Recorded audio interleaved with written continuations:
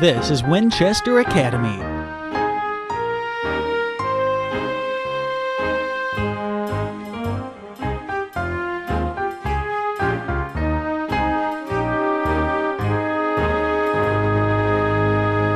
Pleasure to introduce a great guy, Doug Northrop.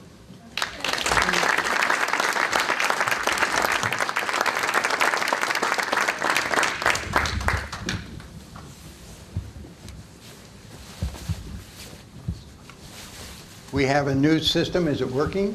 Everything's good? I feel I have you here under false pretenses.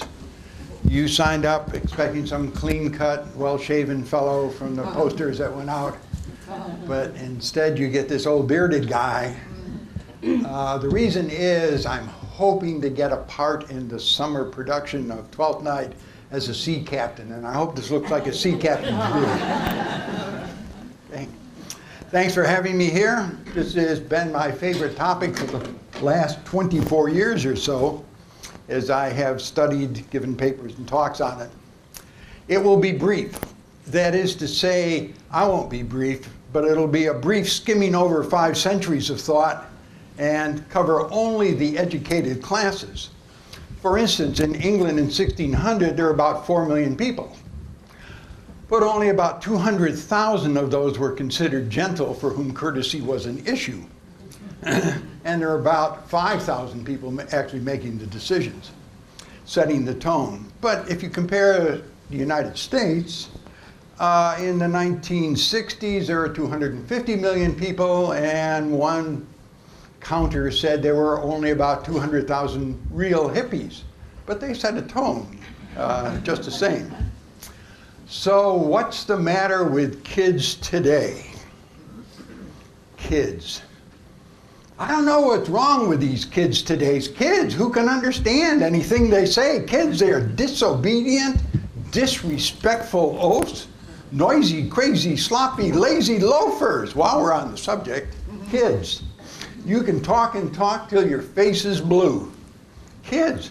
But they still just do what they want to do. Why can't they be like we were, perfect in every way? What's the matter with kids today? Well, their problem is they're not us. But that was always the case, because that was actually a song sung by Paul Lynde and by Birdies in 1963. And Lord Chesterfield wrote letters to his son in 1774 making the same complaint. And Socrates, of course, in 399 before the Christian era was complaining. And in perhaps the oldest surviving book, Faerie, 2400 BCE, writing to his son, telling him he lacks the manners to be a useful diplomat and counselor to the Pharaoh. So it seems the previous generation always had good manners. The succeeding generation always lacks them. And in fact, that is generally true, because the standards change, and therefore the forms of courtesy change. And that leads to the second reason, which I call status. I bet all of you learned to say please and thank you. Those were the magic words, their first introduction to courtesy. Showed respect, deference, courteous regard, or maybe it was getting what you wanted from someone who was above you in status.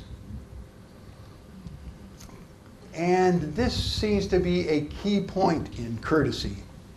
Courtesy throughout its history, at least in Western civilization, as far as I know, has regularly been based on differences of status, rank, class, wealth, gender. Most courtesy books are in fact aspirational. That is, they are handbooks on how to get ahead in society, how to succeed, how to get what you want. And that's true from Faerie in 2400 BCE to Dale Carnegie's how to win friends and influence people in the 1940s.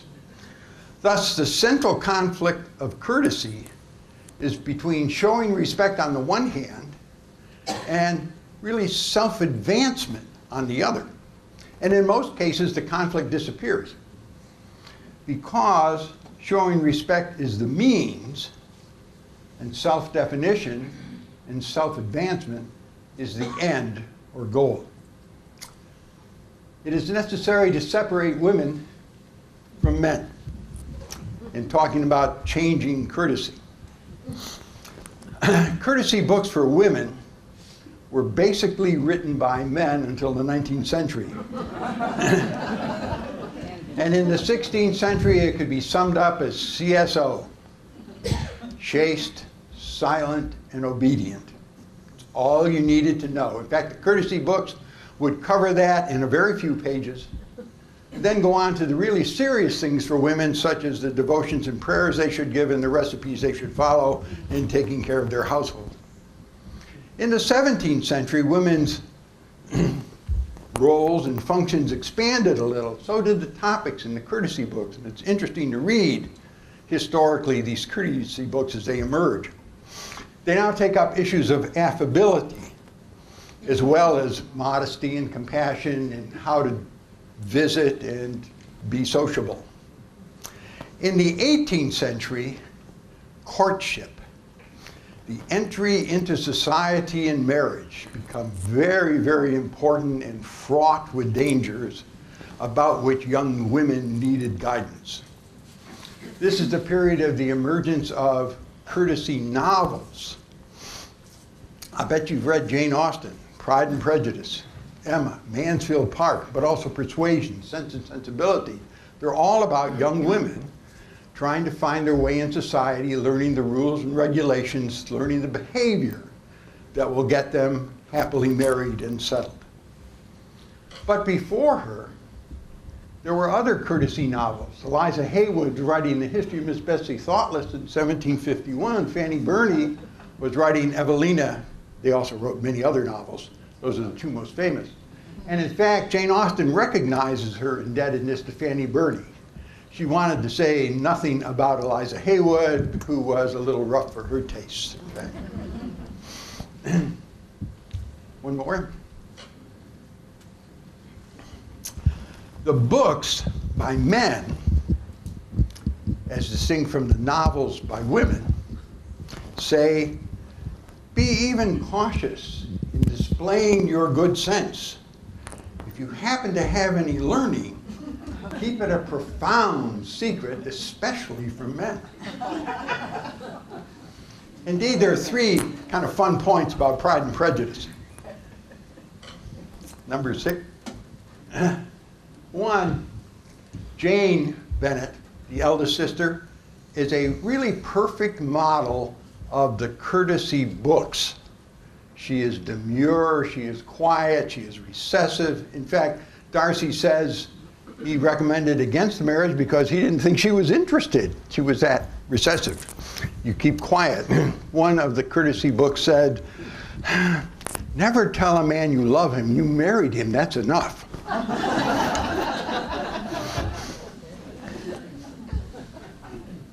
While Elizabeth, on the other hand, is a pretty good model of the courtesy novels. Lively, outspoken, self-defined, knows her mind and is willing to speak it. Next one. In volume 1, chapter 14, Mr. Collins arrives. Remember Mr. Collins? Real pain in the butt. And Mr. Bennett has fun provoking him for a while, but then gets tired of the game and says, why don't you go read to the girls? And there are 5 Bennett girls, if you remember. So the girls give him novels to read, and he says, oh, no, we're not reading novels. We'll read this, Fordyce's Sermons to Young Women. And that is a book he happens to pick up, which says, among other things, modesty, meekness, prudence, piety with all virtuous and charitable occupations. It is his kind of book. One more. Emerging from the novels is a character that I like to call the lively heroine, who is chaste but hardly silent. She is able to speak her mind, and we can compare the final comment by Mr. Darcy. He admired Elizabeth not for her, quote, impertinence, unquote, as she terms it, but as he says, for the liveliness of your mind. Thus giving expression to a trend that has been growing in the 18th century novels of the lively heroine who asserts herself against the pressures of society. In Pamela, a novel written by a man, Samuel Robinson, in 1740, the heroine faints when threatened with rape. But in Eliza Haywood novels, such as Miss Betsy Thoughtless in 1751, she grabs the sword from her attacker and threatens him and takes other actions to defend herself.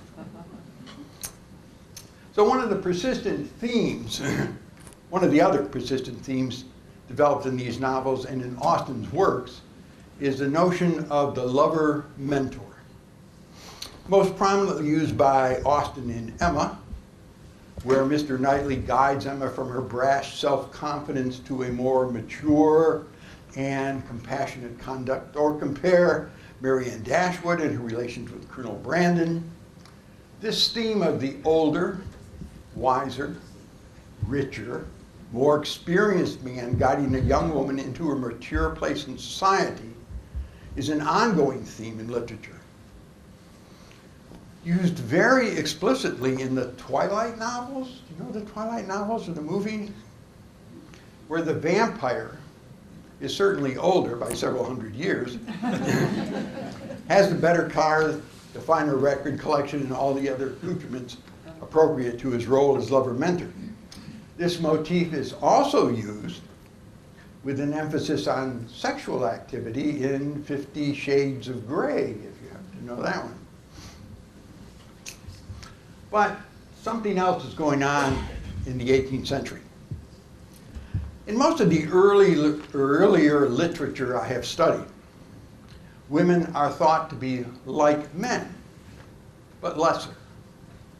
Smaller in size, weaker in strength, less rational, and thus taking their place between children and men as men did between women and angels in that great chain of being. Clearly, there were exceptions. Some women are taller than some men. Some women are stronger than some men. Some women are certainly smarter than some men. But the overall generalization worked well enough for them to stick with it. During the 18th century, that notion changed, and women came to be thought of as something entirely different, made of sugar and spice and everything nice. They were purer than men, dedicated to compassion and comfort for others, thus unfit for the world of business, politics, or those harsher pursuits that men pursue. Their role was to inspire men to a nobler life. Some commentators argued that the path to salvation was through the love of a good woman. This changed definition of womanhood reached a kind of crescendo in the poem by Coventry Patmore called The Angel in the House, published in 1854. It was enormously popular. Patmore celebrated not only his wife's domesticity and careful management of the household, but her absolutely recessive and supportive role in their marriage. The poem says, for instance, quote, "Man must be pleased, but him to please is woman's pleasure." One later critic noted, the way in which the speaker views his wife, speaking of the speaker in the Angel in the House, is as almost a divine creature, changes the way he feels in his own home and brings him closer to heaven.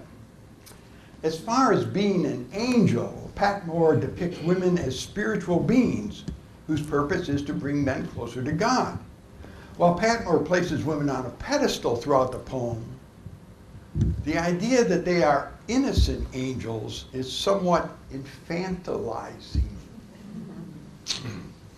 It should come as no surprise that Virginia Woolf says in 1931, quote, "Killing the angel in the house was part of the occupation of a woman writer."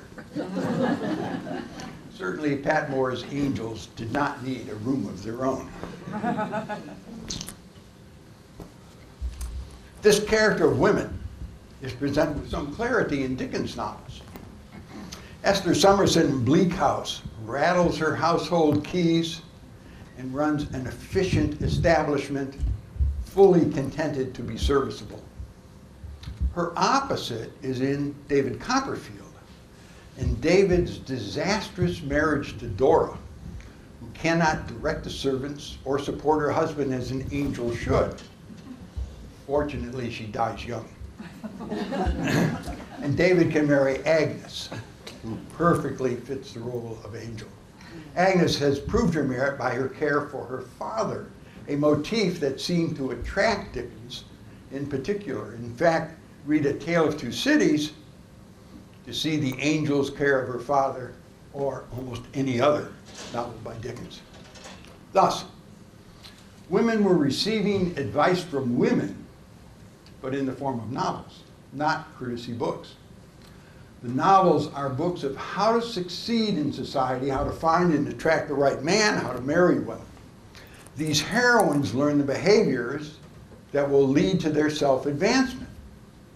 But the courtesy books, and later the poems and novels written by men, are also offering advice, but increasingly telling women to be recessive, supportive, and domestic.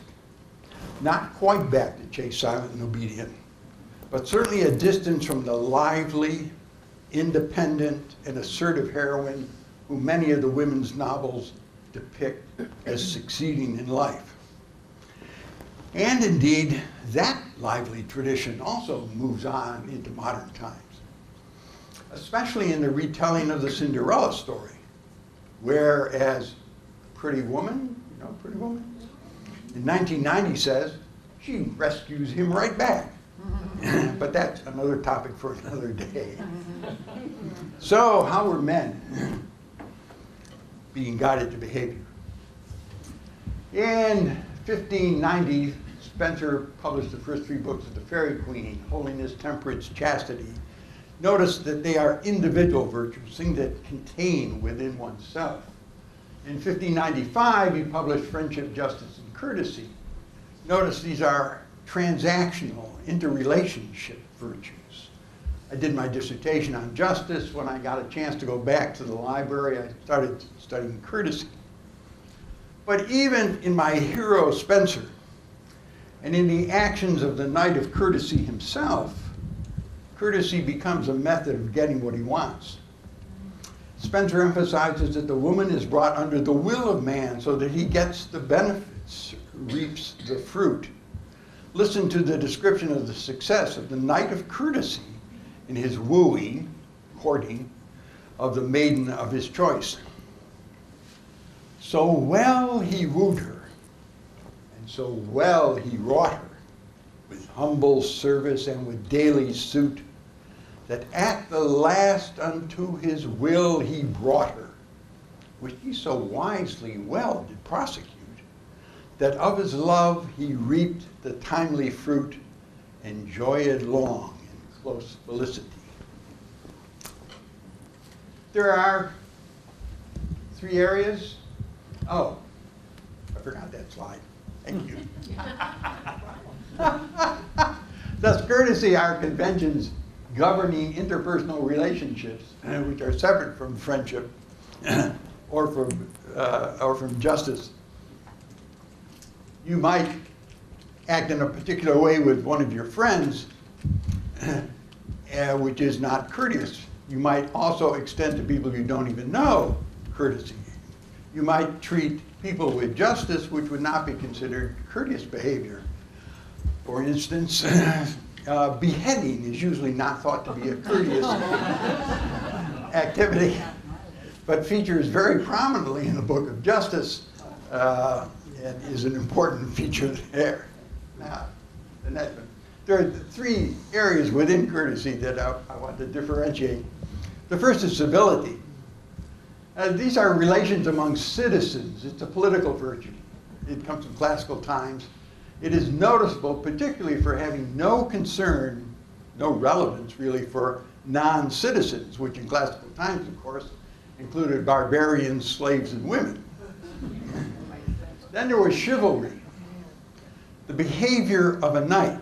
It's a man on a horse. Chevalier is a chivalry. Or cowboys. That theme will continue right into all the westerns that Jack shows you. And of course the Boy Scouts, who are chivalrous by nature. And does anyone ever heard of the Fight Club? Yeah. Compare that, 1596 or so. I'll come back to that a little later. Because he picks up a number of these issues in very interesting ways. Okay, one more. Quick review. In the Renaissance, sprezzatura is the key for courtesy for men. In Puritan times, they really tried to do charity. In the Restoration period, it was etiquette. In the Victorian period, this distinction between manliness and womanliness. Modern period brings gracious living, and the contemporary, I will argue, is concerned with realism.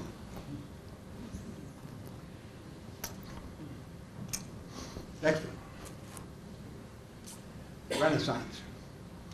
Baldassare Castiglione, the Libra di Cortegna, written in Italian in 1528, translated into English in 1553, 65, and frequently thereafter, is probably the basic handbook of courtesy for men in the 16th century.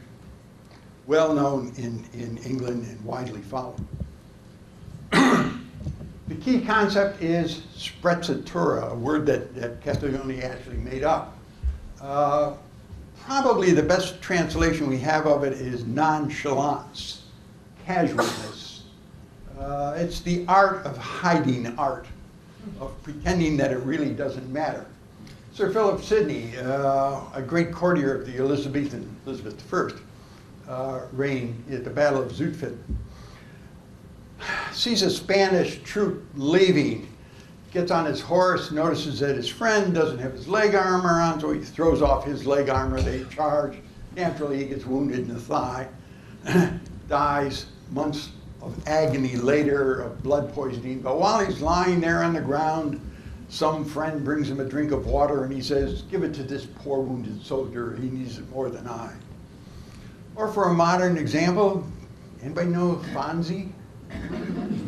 Fonzie is the perfect example of modern nonchalance, of sprezzatura. I'm cool, baby. He looks in the mirror, puts the comb away. Can't prove.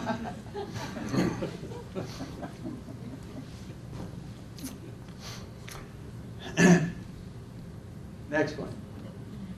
There was an effort among the Puritans in the English Revolution to actually have Christian charity replace political civility as a basis for community. It failed pretty miserably. But one of the things to notice about it, as notice about much of courtesy, is that it can be exclusive as well as inclusive. John Milton, another one of my great heroes, wrote Paradise Lost, but he also wrote Areopagitica, a ringing defense of the freedom of the press. I cannot praise a fugitive and closeted virtue, he says. But if you read Areopagitica through to the end, which I suspect very few people do, you find out that he will tolerate everybody except the intolerant people, which of course excludes all the Roman Catholics, the Episcopalians, and the Presbyterians, among others. Next slide. With the Restoration, the Stuarts come back 1660. Charles II brings in his French wife, and the court manners change, perhaps not for the better. Plays start satirizing the foibles of the lower classes.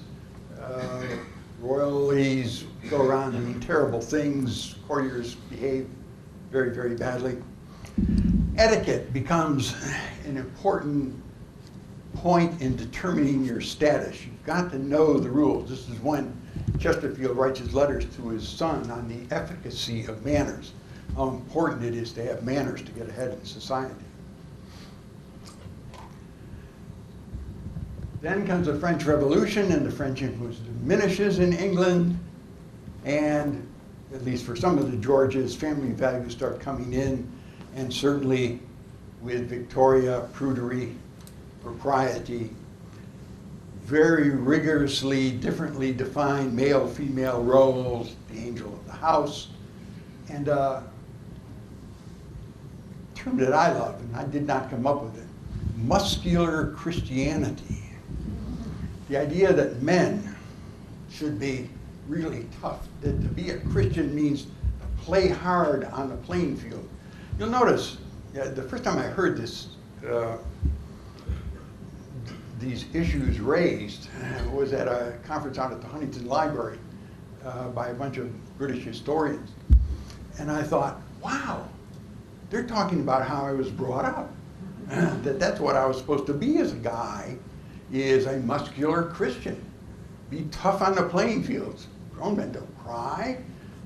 You've got to be a good, solid citizen out there and protect womanhood. They're very delicate. They need your protection. That period went on very well. Indeed, this is a period of the great medieval revival. I suspect sometimes any notion we have of chivalry really comes from the 19th century and not from the medieval period itself. Certainly, all the illustrations we see are probably from pre-Raphaelites rather than actual medieval people. There is a major Gothic revival going on, and chivalry seems to fit into this notion of muscular Christianity, at least chivalry as it is redefined in the 19th century. One more. In the modern period, women come back as spokespersons for courtesy. And I doubt anyone is old enough to know Mary Elizabeth Wilson Sherwood. She wrote for Harper's Bazaar in the 1880s, wrote a book called Manners and Social Usages, 1884. And of course, along comes Emily Post in 1922. But I want to emphasize Martha Stewart, because it turns out that modern courtesy has much to do with the possessions you have. It is about gracious living. It is about having the right china, the right crystal, the right table set, etc., etc. And again, Fight Club picks this one up. One more. Contemporary. It seems to me that contemporaries are struggling in a variety of ways to remove status as a basis for courtesy, and thus to achieve a gender-free, classless standard for behavior. It is an effort to be unisex, informal, realistic. Thus, there is built in a failure to observe earlier norms of behavior which are based on status, and therefore the behavior is seen as rude or mannerless. Since virtually all the traditional rules of courtesy are based on preconceptions of gender or class inequality, it is understandable that as these inequalities diminish, or at least are less widely accepted, much of what was courteous behavior has become inappropriate, obsolete, even offensive. A colleague tells a story of offering his coat to a young woman who had complained she was cold. She was deeply offended by the offer and quite clear about expressing her offense. A woman of my acquaintance was truly angered when a male companion commented on the beauty of her legs. Well, 50 years earlier, that would have been a perfectly acceptable compliment. And 400 years earlier, it would have been an acceptable compliment for a woman to give to a man. Since the women at that time always covered their legs with full skirts, and the men wore tights, and they really liked showing off their legs. Took some pride in their appearance. Okay? So my first conclusion is, courtesy then in its beginnings, in the Anglo-American tradition at least, is very much class-based and gender-based. It is a means of getting one's own end. The goal of Spenser, book 4 of the courtier, is getting a place in the court. A means of establishing dominance on it. In less fundamental ways, courtesy as manners has been used as a shibboleth, a test of acceptability. There are codes of behavior that must be known for entry into a class or other in-group status.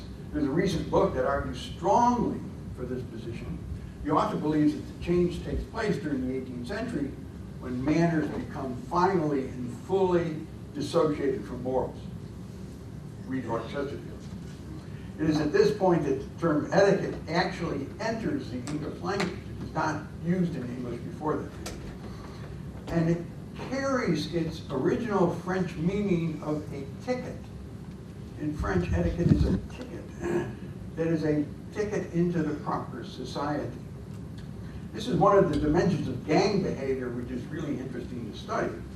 How closely do the secret code words, code actions, parallel to handshakes, coded greetings, privately shared gestures and vocabularies of other in-groups, such as Skull and Serpent, Masons, or fraternities, or the Junior League. So what's the matter with kids today? Why does it seem they don't know how or won't behave properly? Well, based on the studies I have tried to summarize, there may be 3 reasons. Generational, the first one. Each generation seems to feel that manners have been lost, and this has been true since we have records of fathers complaining about their sons. Second, status. I hope I have shown that as the standards of status change, courtesy must change to accommodate, which leads to that second reason. As we strive to establish equality of gender rank and wealth, those norms of behavior change and earlier forms of courtesy are now seen as inappropriate. But perhaps there is a third reason, and that's the continuing tradition of self-definition.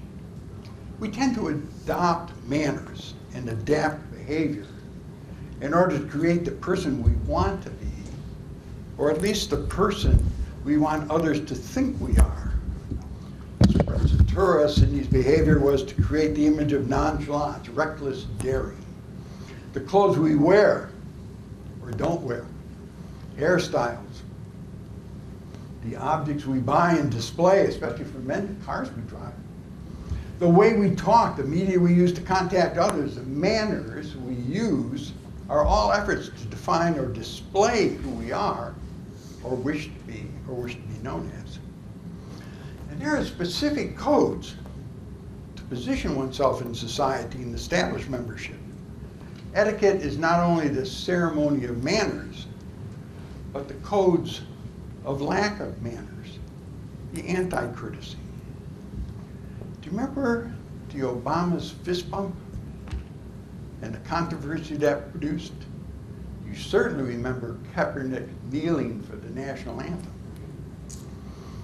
And you have encountered profanity. The minister in Chicago at the Obama's church, God damn America, and the furor that surrounded from that. Swearing becomes one of the ways to establish in-group status. You're one of the guys at locker room talk. Not exactly new. Queen Elizabeth used it back in 1590s in order to establish her authority to rule England as a woman. Okay. Last, I think, slide. Yeah. Postscript. Intentional rudeness. Crudity as a sign of fellowship. It was mostly male, was mostly lower class, now spreading through classes and genders and used by some to establish, if not membership in, at least sympathy for and fellowship with classes where it was dominant.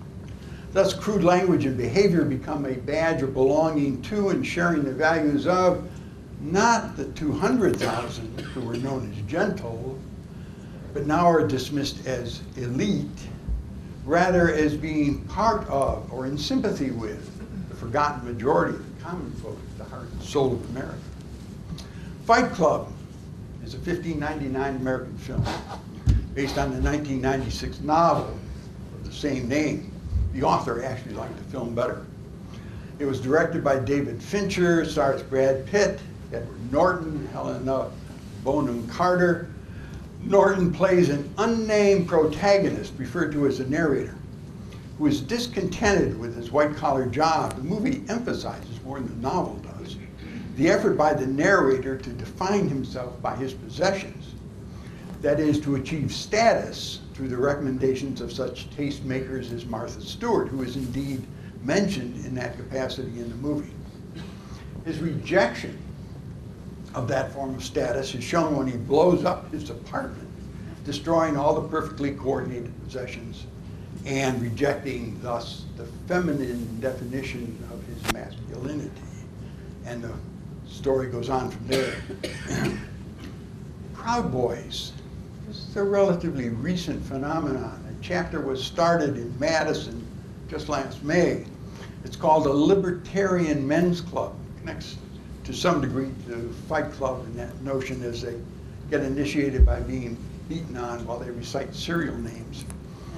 Their goals are to save America by abolishing prisons, giving each American a gun, legalizing drugs, ending welfare, closing the borders to immigrants, venerating the housewife. I found that one particularly interesting.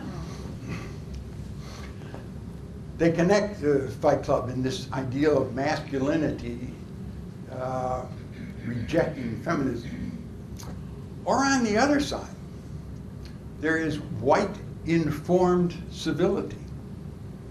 The complaint about white civility, that it is a perception, that is the perception that called for civility, are really calling for repression of minority concerns. Again, there is an elaborate flaunting of social, and in many cases academic conventions in order to move the discussion or the consideration in a particular direction. Thus, there have been protests on any number of college campuses defying conservative speakers.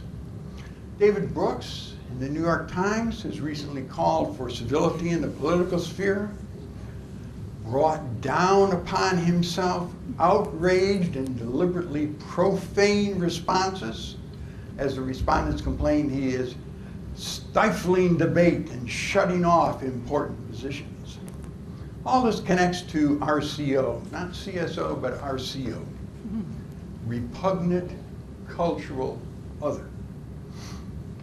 That is, a sociologist has said we are defining ourselves and distancing ourselves from all those others whose culture and cultural values we reject and are labeling repulsive. This is the ultimate tribalism. Oh, there is one more slide.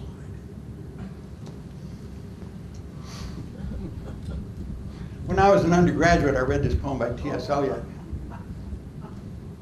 the love song of J. Alfred Prufrock. Let us go then, you and I, when the evening is spread out against the sky, like a patient etherized upon a table. I can't tell you how many hours I spent trying to figure out what an evening looked like.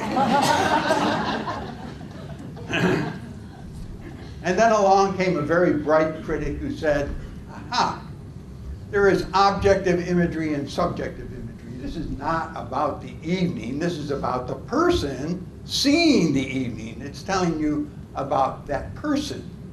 It is not descriptive of the evening at all. It is only descriptive of the speaker. There is therefore a difference between descriptive language expressive of the nature of the thing being described and hortatory language expressive of the feeling and perception of the speaker. As nearly as I can tell, much of the political oratory we hear these days is not an effort to describe some phenomenon, but rather to express the feelings of the speaker. The content is the feeling and not the object. That's the history of courtesy to the present time. Thank you.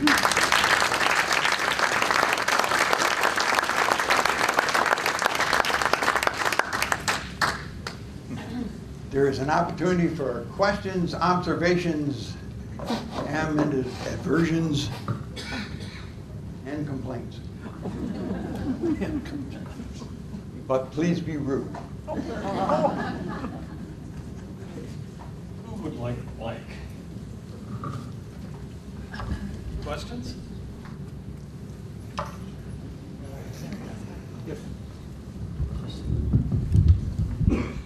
Just an obvious question based upon 2 or 3 slides back about the changing generational issues and the lady who was offended. Sometimes I think some of us who are getting older get a little stranded, you might say, isolated, with knowing what the right thing is to do. Do we open the door for the lady? Do we stand when the woman comes to the table? This is all part and parcel of what you mean, isn't it? On the changes. Absolutely. And that was a phenomenon that I experienced personally. And it was fun to watch it happen on campus, where instead of my opening the door for the undergraduate, they were opening the door for me. And I get on the subway and the young lady gets up and says, "Will you sit down?" And I said, "Yes, thank you." But there is an effort to break that gender barrier. And indeed, the response is, if you would do it for anybody, then you can do it for me. But don't do it because I am classified in some way. Okay. But that's modern courtesy. Isn't it? That's just what I was thinking. Say it. Give her my mic and let her. Now the gentlemanly thing to do is to let the woman open the door for him, and be gracious. Certainly to accept that courtesy on their behalf. Right. Or if you get there first, as a gentleman, you can open it for her. Yeah. Just as long as you would open it and accept it if it was open for you. You have a question here? Yeah. Two questions. Okay. Okay, first of all, in layman's language, what causes the younger generation to reject the polite policy, or the politeness of the older generation? My second question is, can you tell me why women don't like to be called yes ma'am and no ma'am? Well, the second one's easier. I asked that because this woman standing up. In general, women do not like to be called yes ma'am and no ma'am. Why? Because it makes them older. It puts them in some category over there, inappropriate from their point of view. I wait on him at the library. He always says, "Yes, ma'am," and I say, "Welcome, sir." And he said, "Don't call me sir, I was listed." Very good. The other one is why do they reject politeness? My argument is basically they see politeness as it has been practiced and defined as based on differentia that they no longer respect. And they don't want that kind of politeness. They're not interested in thinking because you have more money, you deserve an additional degree of respect. Now, there are many complications to this, and Fight Club and Proud Boys and intentional rudeness are just the tip of the iceberg of that era. There are hostile feelings as well as feelings of equality. That last election was really, really interesting as a social cultural phenomenon. It expressed more anger than hope, more unhappiness than happiness. It's indicated that there's a huge body of hostility in the American public. Here's a question back here. Yeah.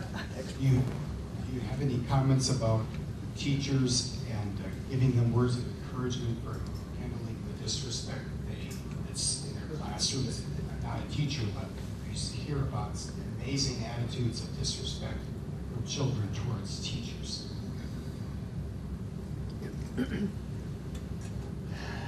That one's tough.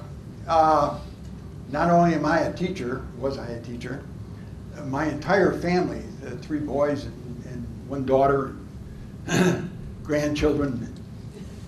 The great-grandchildren aren't old enough to be teachers yet, but everybody's in the education world.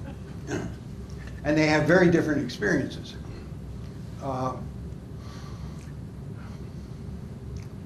If you create the environment, which I think is being created I always want to do this 2 sides, what's the matter with kids today and what's the matter with adults today.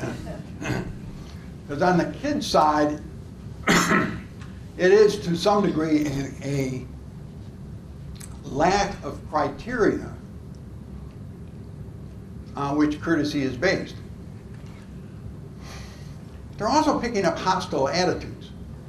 I had a basketball court in my backyard, and the little kids next door would come over and play with me, or I would play with them, and they started trash talking. I said, "You can't trash talk on this court. That's illegal, inappropriate, can't do it." They had heard it come from the professionals, down to the college, down to the high school, down to these little kids. They thought that's the way you played basketball. So part of it is the examples we set. Intentional rudeness is an adult problem, not a kid problem. And adults are setting terrible examples of how to behave. And so kids go to school and they see their teacher and say, I can be nasty to my teacher. I noticed the big difference in the South, in Texas, in the North. Very polite in the South. Yes, ma'am, yes, ma'am, yes, ma'am. A lot of difference. I don't have any experience of the South. I'll take your word for it. But I just want to add to that politeness that you find, politeness In the South is charming and lovely. To be walking down the street and addressed by a child who maybe is going past on his tricycle or something, but ma'am, and yes ma'am, no ma'am, and it's delightful. And I experienced the same thing in teaching in Canada. Unlike American kids, the Canadian, they were kids, they were college students, but always, yes ma'am, no ma'am, yes ma'am. It's lovely.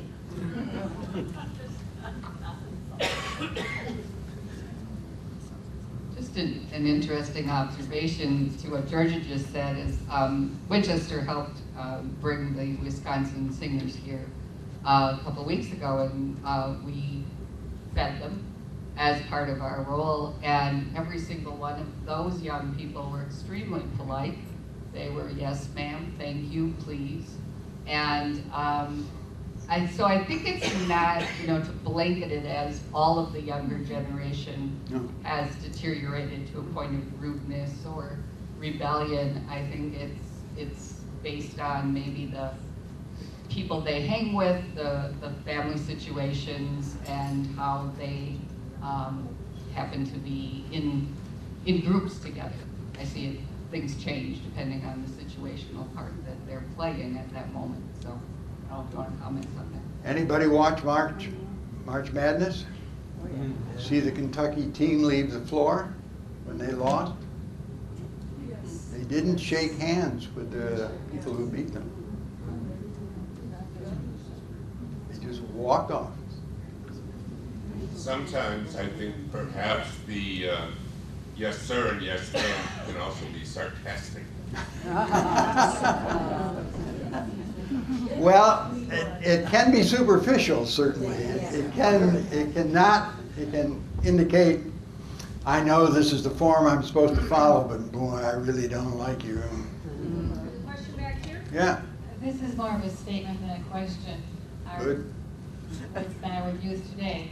On Saturday, I was deeply impressed with the youth today by the speeches they gave and their spirit and how brilliant they were and how energetic they were in such a face of tragedy. So I commend a lot of youth today. Thank you.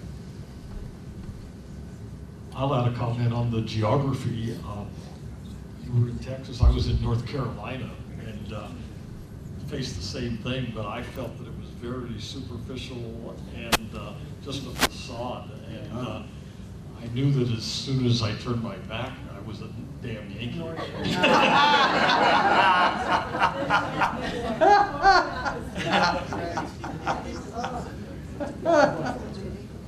There is that danger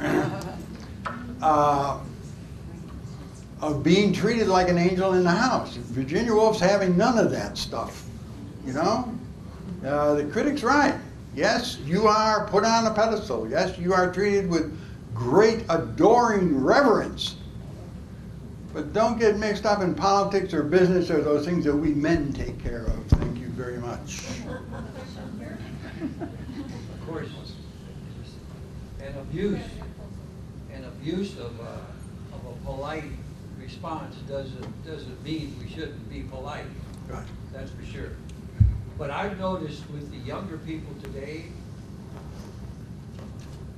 they say they won't. When you say thank you, they say no problem. Instead of saying you're welcome. And they just cannot figure that out.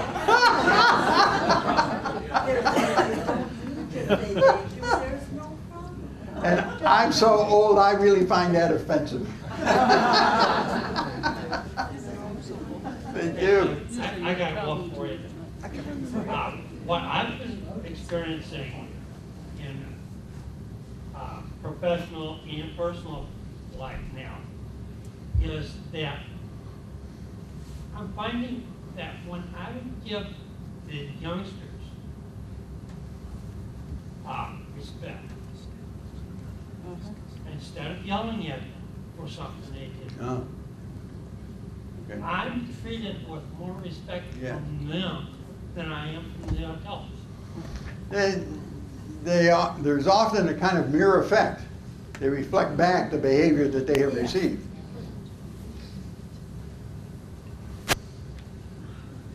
I was kind of put off by the subject when I read the subject to think courtesy or what's wrong with kids today. And I thought, well, any kid seeing that is going to be offended.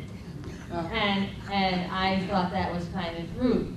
I still do. But so my question was going to be, well, if you're going to say what's wrong with kids, then I want to know what's wrong with the adults. Right. But I do have to admit that you kind of blew it away with your introduction. So I forgave you immediately. But I do think You are very courteous. but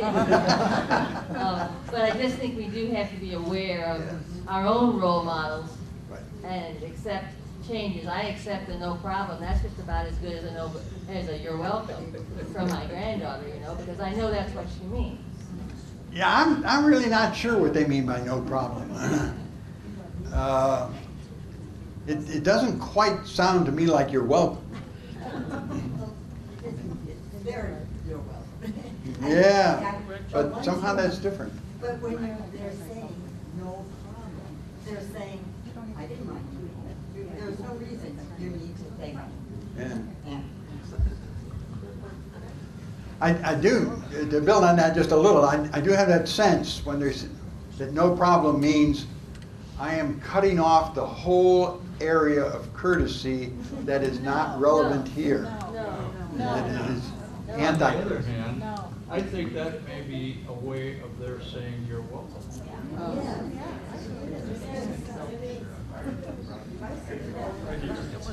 Yeah. Go for it. Through all of this, I have not been able to stop thinking about a book that I think a number of people may have read recently. A Gentleman in Moscow. Is it a book you're familiar with? No, I don't really know. I've read Well, reviews of it, but I haven't read the book. It's a wonderful depiction of courtesy and gentlemanliness. Gentlemanliness being a human characteristic rather than a male characteristic. Ah, It's okay. beautiful. Okay. Good. The transition from one set of behavior to another can really be awkward. Many years back, I was doing consulting work in Madison, and the person who had hired me to do this work was a woman. We went out for lunch, we were about to go out for lunch, and we approached the car, and I reached down and I opened the door for her, and she braced me. I mean, she said, "You don't think I'm capable of opening the car door? Watch, here's a little knob, you just pull it out." And so I thought, well, I guess she's got a point. But then so then I changed my way of reacting to that situation. Sure. Except that sometimes we would go out to dinner many years later, and a contemporary of mine, my age, would walk around the car and open the door for his wife. My wife is on the other side of the car. I'm sitting in the car already. And you don't know what the reaction is going to be when you get home. Is it going to be the stony stare? So it can be awkward, this transition. You get the couch in the living room tonight. Yeah, those transitions are hard, and I tried to suggest from the 16th century on, where I really begin, there are enormous transitions in the standards of courtesy, and they do keep shifting, and it's very, very awkward. In the 18th century, to be a lover, you didn't have a job. You were only a desirable male if you didn't have to work. And you could share the activities of women, play cards and go drinking and go to parties and go to Ranslow, et cetera, et cetera. 19th century, the man has to work. You got to be out there earning a living. The woman stays in the home. You don't share activities. She takes care of the family. You go to your club and your job. It is an enormous, they're worlds apart. Blind to the 20th century. Yeah. Now the women are going out to the job and the clubs, and the men are staying home, and they're saying, "What am I supposed to do here?" Anybody? Comment? Doesn't it seem that television has a large impact on people's behavior? I mean, if you watch some TV shows and the characters are doing this, that, or the other thing, pretty soon people are mimicking that. It's very hard to tell whether TV is mimicking society or society is mimicking TV. Probably a little of both. There is this mirror image going on, reflecting back and forth. Certainly, the goal of TV is not to change your attitude, except in very, very few cases, and then usually only about the products you buy. Their goal is to make money, sell products, entertain you as a way to get you to do that. So they aren't going to be charging new ideas at you. But TV now, I mean, there used to be 3 channels, didn't there? And we all watched them. Now there are what, 500? 1,000? Plus all the things you can stream? Any taste, any quality that you might have is going to be reflected back at you from the television. so you can find whatever you're looking for. I just had and go back to the thank you, no problem. Yes. Just quickly, my reaction is that this feeling was I didn't do anything particular that you need to thank me for. It wasn't special. So I take it as an equality thing. And Yes, fair. I would tend to agree with that. But I take that as a destruction of the previous basis of courtesy. That's true. It's different.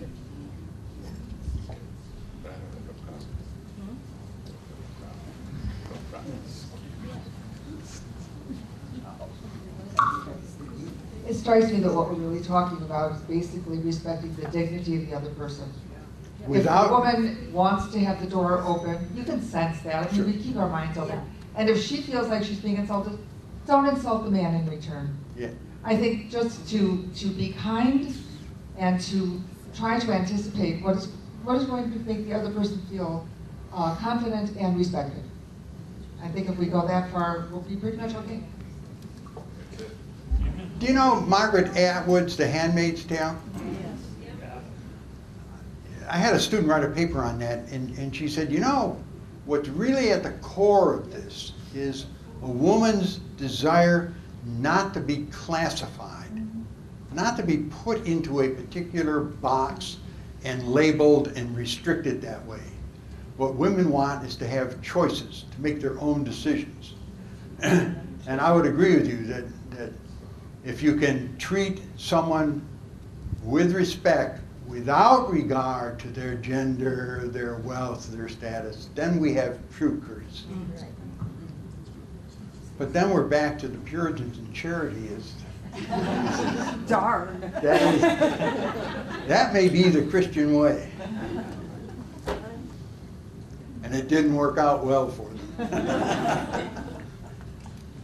Does anybody else have a question? I do say yes, sir, as well as yes, ma'am. Well, before I be the beanie and close down questions, I was going to thank you for all coming, but no problem. I do think we should let Doug know how